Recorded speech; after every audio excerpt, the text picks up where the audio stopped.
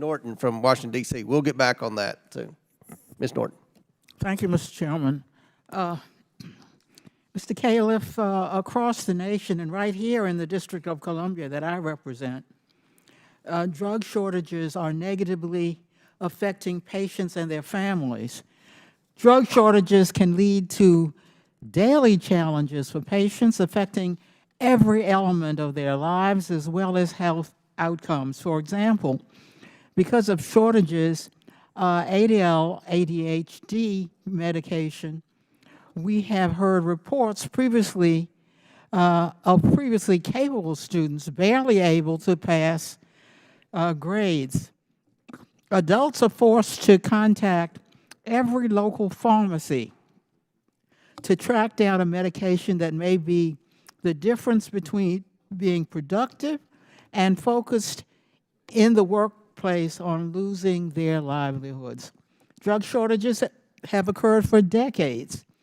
And in the wake of recent shortages, the Department of Health and Human Services and the Food and Drug Administration developed new proposals to prevent and mitigate shortages. Earlier this month, HHS released a white paper with potential policy solutions to address shortages. Mr. Califf, what shortages can the FDA execute to mitigate drug shortages? Thank you so much for the question, and I'll try to go quickly here because we spent so much time on this. This has been going on for decades, and most of what the FDA can do is to mitigate impending shortages when we know one is about to happen. But the way we do that right now is we have spotty pieces of information about what's going on out there from the manufacturers, and we spend a lot of time on the phone finding manufacturer B to make up for what manufacturer A cannot do. So we have given you a comprehensive list of the information we need. Remember that most of the starting material now for our drugs is coming from China, the key petrochemicals that lead to drugs. India is a major player in the generic drug industry. And so the supply chains are complicated, and we only have bits and pieces of information. We need more of it.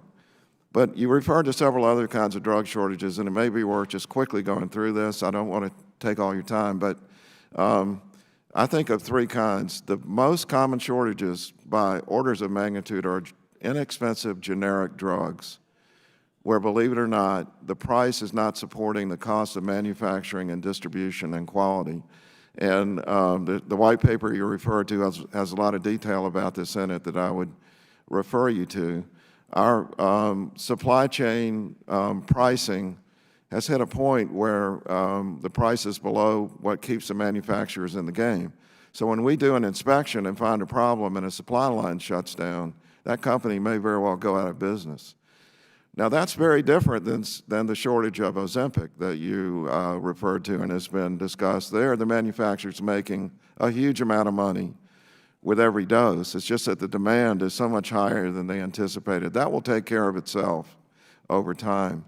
But you also referred to Adderall, which is the stimulants for ADHD, very important because these drugs are highly effective for this problem, and it's bad for students that have ADHD to not be treated. Unfortunately, the very same chemicals are showing up increasingly in overdose deaths.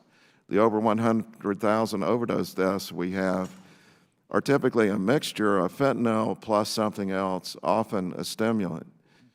The supply of these drugs is determined by the DEA, not by the FDA, because it's a scheduled addictive substance.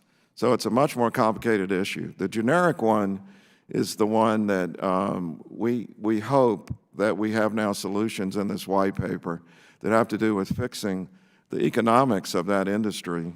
Remembering that it's not just Americans, the 8 billion people in the world need a reliable source of generic drugs for the world. These drugs are really important to treat the chronic diseases that were referred to. And right now, in most low-income countries, we just heard from a foundation that 80% of antibiotics in one country were actually fake drugs. So we have to have an industry that produces high quality at a low cost with a supply chain which is completely known And we need the data so that we can actually help intervene when there is an impending shortage, like a supply line goes down or a company goes out of business. So we've asked for that, and I hope we can get it. My time has expired.